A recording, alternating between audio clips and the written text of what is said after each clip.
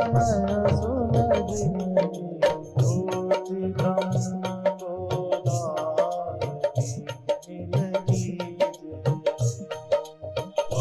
नीलगी राम जय जय राम। श्री राम जय राम जय जय राम। श्री राम जय राम जय जय राम। श्री राम जय राम जय जय राम। एक धार्मिक वचन से शुरू करूंगा थोड़ी चर्चा। बहुत पुराना, बचपन से सुना हुआ श्लोक, धनानि भूमौ। धन धरती पर पहले गड़ा रह जाता था। जब किसी ऋषि मुनि पंडित ने श्लोक बनाया है ना, उस समय का उदाहरण है ये।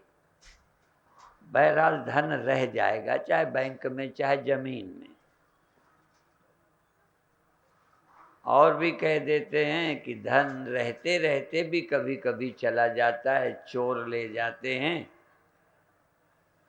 राजा ले जाता है, या आग वाग लग गई तो जल जाता है। कुछ लोगों को जीवन में उपयोग में आता है।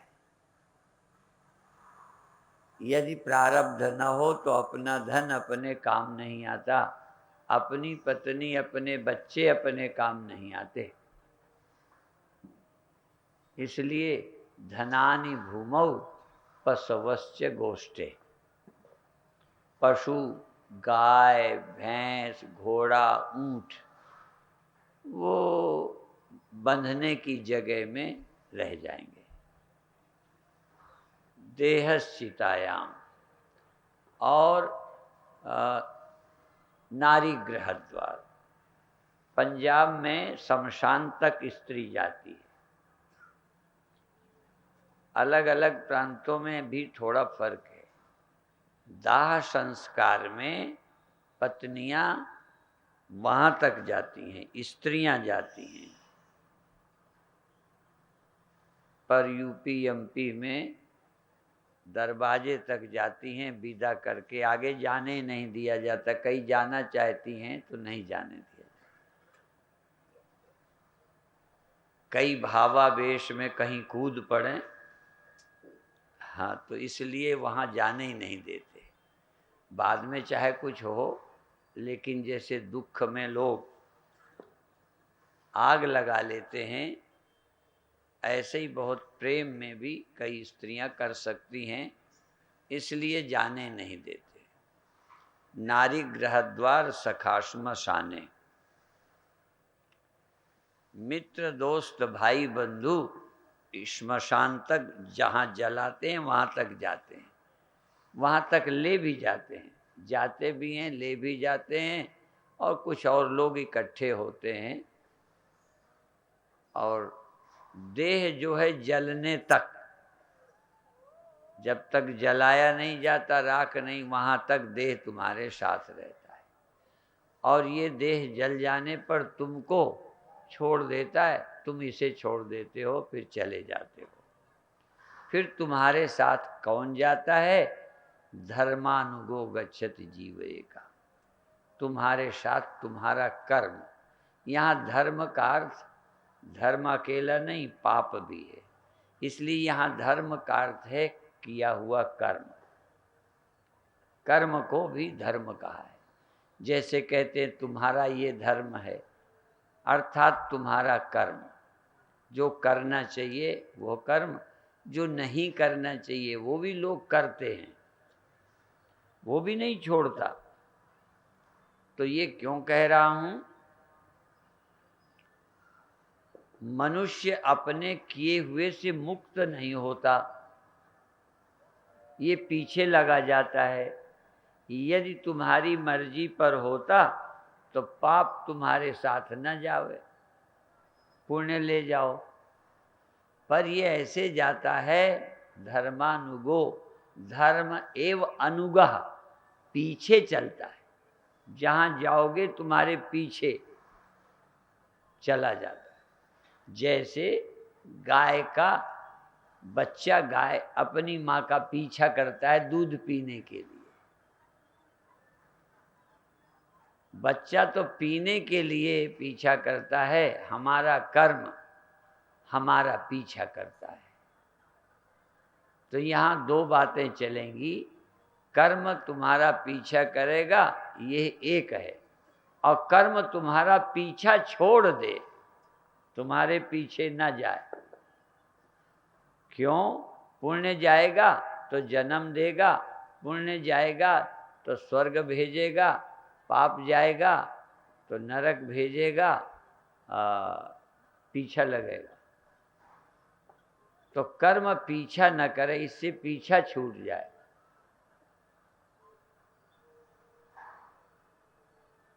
कर्म यदि हमसे, इसलिए भगवान कृष्ण ने गीता में कहा है कि कर्म तो करो, कर्मण्येवाधिकारस्ते मां फलेषु कदाचन मां कर्म फल हेतु भू।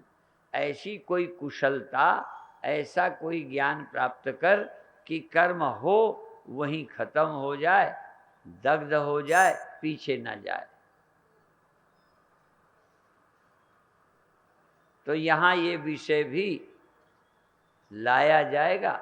यहाँ यज्ञ आदि कर्म हैं, परिक्रमा है और भजन है, भक्ति की कथा है, जिससे कर्म तुम्हारा पीछा करेगा, पर जैसा होगा तैसा ही करेगा।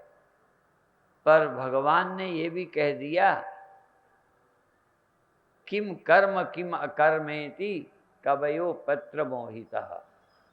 क्या कर्म है क्या अकर्म है, कभी कभी बुद्धिमान कवयो पत्र मोहिता, बड़े बड़े चिंतक कवि मनीषी भी नहीं समझ पाते कि क्या करें क्या ना करें।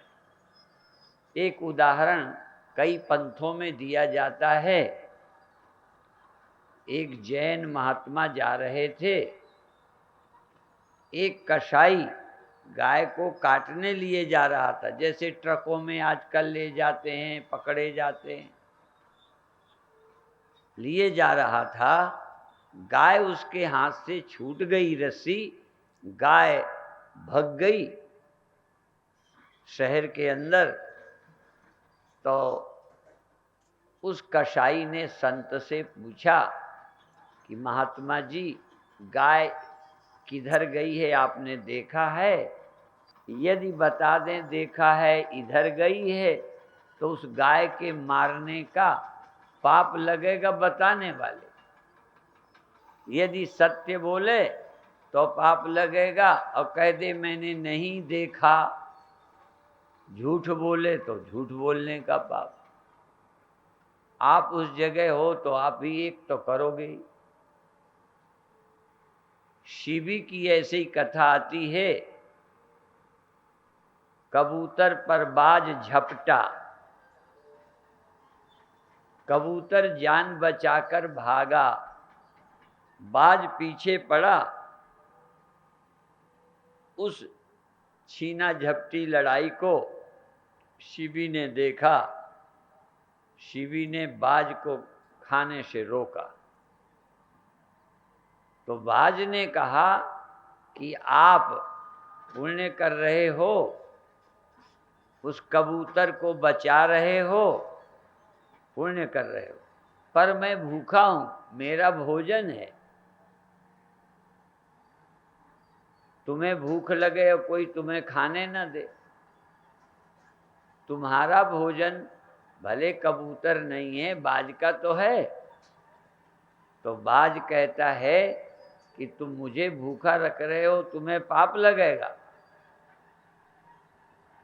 तो शिवी ने कहा, भाई कबूतर के बराबर मेरा मांस काट लो, कबूतर को छोड़ दो।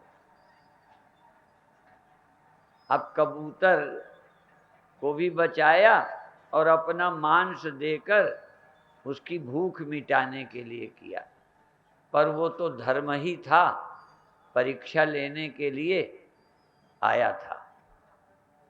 माने इस बात से ये बताना चाहता हूं, कितना तुम कुशल हो, इस धरती पर तुमसे पाप ना हो, ये नहीं हो सकता। मैंने बहुत सोचा सन्यास के पहले कि कर्म का फल भोगना पड़ता है तो हम बुरे काम नहीं करेंगे। तो उस समय इतना तो समझ नहीं थी कि पाप बिल्कुल हम करेंगे ही नहीं। ये लगता था इस जन्म में नहीं करेंगे। अब तो लगता है पाप से बचना ही बड़ा कठिन है। खूब गहराई से सोचना। तो उस समय ये सोचा था कि इस जन्म में पाप नहीं करेंगे तो हमें नहीं भोगना पड़ेगा। तो लगा अगला जन्म तो होगा, फिर उसका अगला जन्म तो होगा, फिर उसका अगला होगा, कितने जन्म में पाप नहीं करोगे। अब तो हम ये मान बैठे हैं कि इस जन्म में भी पाप से बचना बड़ा कठिन है। किसी पर गुस्सा कर देते हैं, उसको दुख पहुंच जाता है, चींटी मर जाती है। पाप से बचना बड़ा कठिन है। तो फिर एक रास्ता है कि जो आदमी कर्म का कर्ता नहीं बनता, सुख पाने के लिए, कोई फल पाने के लिए, स्वर्ग पाने के लिए कर्म नहीं करता, आत्मा में संतुष्ट हो जाता है। एक शब्द है संतुष्टा सततम योगी। योगी सतत संतुष्ट रहता है। वो अपनी संतुष्टि के लिए किसी के साथ व्यवहार नहीं करता। कभी कभी हम अपनी संतुष्टि के लिए दूसरे को बुरा बोलते हैं, गाली देते हैं, नीचा दिखाते हैं, उससे छाती ठंडी हो लेती है। पर योगी को सतत संतुष्ट रहना चाहिए, सतत, और संतुष्टि के लिए कुछ नहीं करना। इसी तरह से और भी है, जो मनुष्य अपने आप में संतुष्ट रहता है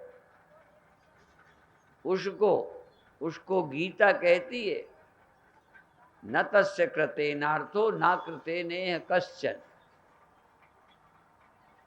आत्मन्येव च संतुष्टा।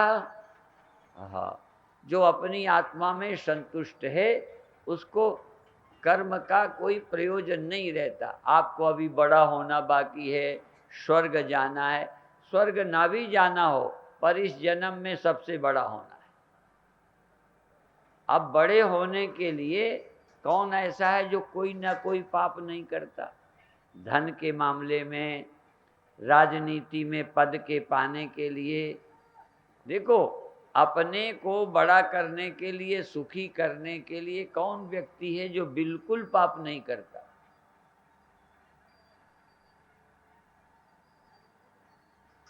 बहुत ईमानदारी से देखें तो कई बार गरीब आदमी से साधु ले लेता है। अब वो पुण्य है कि पाप है हम नहीं समझ पाते। जिन लोगों को देना चाहिए वो भी देते हैं या देने की हम प्रेरणा करते हैं। बहुत लोग गरीबों के लिए हॉस्पिटल खोलते हैं, स्कूल खोलते हैं और कई बार लेते समय उसे भी नहीं छोड़ते। तो क्या पाप है क्या पुण्य है निर्णय करना कठिन है। किम कर्म किम अकर्मेति कवयोप्यत्र मोहितः। बड़े बड़े विद्वान मोहित हो जाते हैं। इसलिए तस्मात् कर्म न कुर्वन्ति। भगवान ने कहा पारदर्शी कर्म नहीं करते, ये कहा है पुराणों में। तस्मात् कर्म न कुर्वन्ति यतयः पारदर्शिना। जो परब्रह्म को प्राप्त हो गए, पारदर्शी हैं। जैसे पारदर्शी शीशा होता है ना, एक शीशा होता है जिसके पार नहीं दिखता, उल्टा तुम ही दिखते हो। उधर नहीं दिखता, इधर का ही दिखता है। एक शीशा है और एक शीशा पारदर्शी, इधर हो उधर सब दिखाई देता है। शीशे को पार कर जाती है आंख। उपनिषद कहते हैं, पुराण कहते हैं तस्मात् कर्म न कुर्वन्ति यतयः पारदर्शिना। पारदर्शी यति पाप कर्म नहीं करते। कहने लगे वाह, भगवान कहते कर्म से कैसे बचोगे? श्वास लोगे, बोलोगे, शौच जाओगे, पेशाब करोगे। जैनी लोग शौच होकर उसको लकड़ी से फैला देते हैं, क्योंकि उसमें कीड़े बन जाएंगे। वो गंदगी पड़ी रहेगी तो उसमें कीड़े बनेंगे और फिर वो मरेंगे। इसीलिए वो सुखाने के लिए फैला देते हैं। अभिप्राय है, कितना कहां तक सोचा जाए।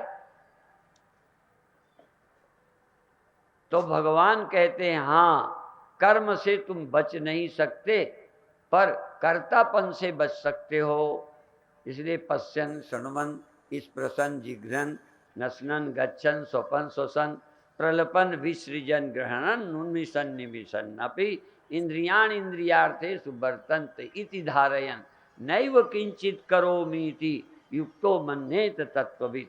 तत्ववेत्ता पारदर्शी ये भी समझ जाते हैं कि हम करता नहीं है। अब ये समझना, पढ़ लेना अलग बात है, पर तुम करता नहीं हो। तो यहाँ सूक्ष्म से सूक्ष्म और स्थूल से स्थूल सारा कार्यक्रम रहेगा, और जो जैसा पेशेंट हो वैसी दवा ले जाए। हाँ, इसलिए इस कार्यक्रम में सब तरह के लोगों की व्यवस्था है। स्वस्थ होने के लिए योगासन प्राणायाम करें, मन को अंतर्मुख बनाने के लिए मेडिटेशन ध्यान करें, अच्छे कर्म करके फल पाने के लिए यज्ञ करें, और चाहें तो चित्त शुद्धि के लिए शुभ कर्म करें, या हनुमान जी का हनुमान चालीसा का पाठ करें। ये विदेशी वगैरह ये तक जानते हैं कि हनुमान जी अच्छे सेवक थे, निस्वार्थ सेवक थे, कोई इच्छा नहीं थी। चाहे रोज हनुमान चालीसा का पाठ करके अपनी कामनाओं की पूर्ति करो, चाहे हनुमान की तरह निष्काम रहकर देश की, भगवान की सेवा करो। हम लोग नर को भी नारायण मानते हैं, नर सेवा नारायण सेवा। चाहे परमात्मा की सेवा करो, चाहे नारायण रूप में विराजमान मनुष्य की सेवा करो, या देखो परमात्मा का विराट रूप संसार है। ये क्या है? ये साक्षात परमात्मा ही चार रूपों में प्रकट हुए, ब्राह्मण क्षत्रिय वैश्य शूद्र, चार रूपों में नारायण। जैसे मनुष्य के शरीर में चार अंग हैं, इन चारों अंगों से हम पूरे होते हैं, नहीं तो विकलांग होंगे। चारें पैर है, धड़ है, हाथ है, सिर है, ये चारों अंगों से एक शरीर बना है। ये पूरा शरीर है, इसमें एक न हो तो विकलांग हो जाएंगे, मंद बुद्धि हो जाएंगे। तो राष्ट्र मंद बुद्धि भी न हो, राष्ट्र विकलांग भी न हो, और राष्ट्र भूखा भी न मरे, और पेट खा कर के बहुत बीमार भी न हो, और ये हमारी भुजाएं अन्याय के खिलाफ खड़ी हो सकें। जैसे मनुष्य के चार अंग हैं, ऐसे ही भारत राष्ट्र के भी, विश्व के भी चार अंग हैं। चार तरह की शक्तियां भगवान ही हैं।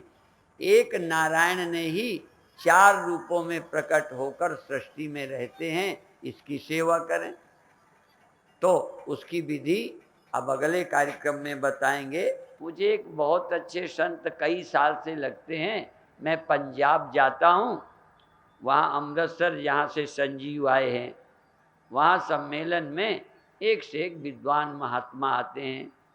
तो मुझे जिनका प्रवचन बहुत अच्छा लगा, उनको मैं आमंत्रित कराया हूँ। वो सिर्फ 3 दिन को आएंगे, कल परसों नरसों। ब्रजेश भारती महामंडलेश्वर। तो वो कल रहेंगे, परसों रहेंगे, नरसों 3 दिन के लिए आ रहे हैं, और 11 की रात वो वापस चले जाएंगे। इसी तरह और संतों के विषय में वही जानते हैं, सूचना मंत्री जानते हैं किनको बुलाया। एक को मैंने बुलाया तो मुझे पता है, ठीक है ना। तो और आपको भी बुलाता हूं।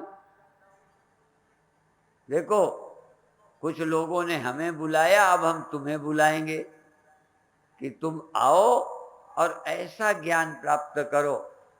अपनी संत देखो, पेट भरने के लिए रोटी खाओ, ठंडी गर्मी से बचने के लिए कपड़े पहनो, सुरक्षित रहने के लिए घर बनाओ, और जो कुछ जरूर, लेकिन अपनी खोपड़ी को सुखी करने के लिए केवल परमात्मा का भजन करो। परमात्मा के बिना ये खोपड़ी ठीक नहीं होगी। उसके लिए जब वो हो जाएगी तो तस्य कार्यम न विद्यते, काम करते हुए करना बाकी नहीं रहेगा। ज्ञानी को कुछ करना बाकी नहीं रहता, कुछ पाना बाकी नहीं रहता। इसका जो ज्यादा स्पष्टीकरण है कल करेंगे। और जो लोग पूरे दिन नहीं सुनेंगे वो पल्ले नहीं पड़ेगा। तो इसलिए आपको आमंत्रित करते हैं कि संतुष्ट कैसे रहें। और मुझे तक नहीं समझ आता था कि सभी कामनाएं छोड़ देना चाहिए, लाभ हानि, जय पराजय, जन्म मृत्यु, संयोग वियोग, इन सबको बराबर समझे। सच कहता हूं, मेरी समझ नहीं आता था। अब बोलते समय भी कई बार लगता है कि सब बराबर कैसे हो जाएगा। तो ये बराबर समता की जो बात है, कैसे हम सम रहें, लाभ में हानि में, जय में पराजय में, मिलने में बिछुड़ने में, जन्म और मृत्यु दोनों हमें बराबर लगना चाहिए, दिखना चाहिए। ऐसे ना करो। देखो, एक नजर आपको मिलेगी इस कार्यक्रम में, यदि वो तुम्हें नजर आ गई बात तो समता अपने आप आ जाएगी। इसलिए उसके लिए आपको आमंत्रित हम करते हैं अपनी ओर से, ठीक है। सम्मेलन वालों ने हमें आमंत्रित किया और आपको हम आमंत्रित करते हैं। देश का पूरा काम करिए और चाहिए टिकट तक नहीं। इसलिए लूट कर तुम पूरे नहीं होगे, लुटा कर जरूर तुम पूरे हो सकते हो। इसलिए आपको संदेश देंगे और ऐसा बल आपके अंदर आ जाए कि कभी मांगना न पड़े, दीन न होना पड़े। वैसे तो दाता एक राम, भिखारी सारी दुनिया। अंत में भगवान के भक्त देना सीखते हैं, लेना नहीं सीखते। ऐसी निष्ठा आपको प्राप्त होगी। ओम शांति शांति शांति। इतना ही कहकर अभी समाप्त कर।